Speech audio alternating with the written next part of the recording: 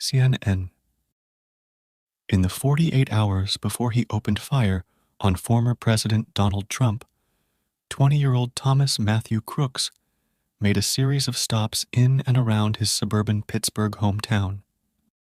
On Friday, he went to a shooting range where he was a member and practiced firing, a law enforcement official told CNN. The next morning, Crooks went to a Home Depot where he bought a 5-foot ladder and a gun store where he purchased 50 rounds of ammunition, the official said. Then, Crooks drove his Hyundai Sonata about an hour north, joining thousands of people from around the region who flocked to Trump's rally in Butler, Pennsylvania. He parked the car outside the rally with an improvised explosive device hidden in the trunk that was wired to a transmitter he carried, the official said. Then, investigators believe he used his newly bought ladder to scale a nearby building and opened fire on the former president.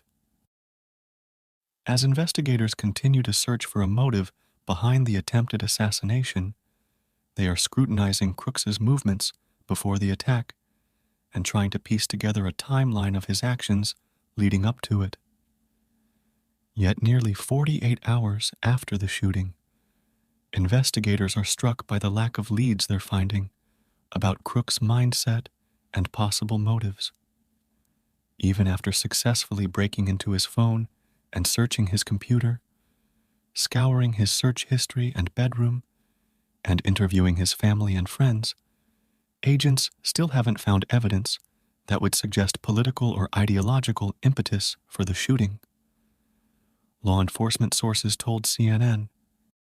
Instead, the evidence they have found appears to show typical online activities, including an interest in computer coding and gaming, the sources said, and that has raised more questions.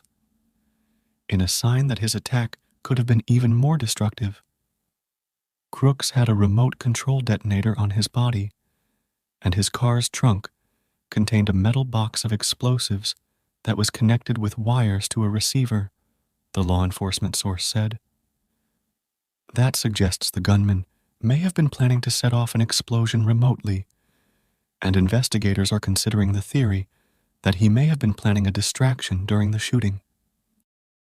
It's unclear how Crooks assembled the explosive devices found in his car. Investigators parsing through his online search history haven't found any indication of him researching how to make homemade explosives, law enforcement officials said.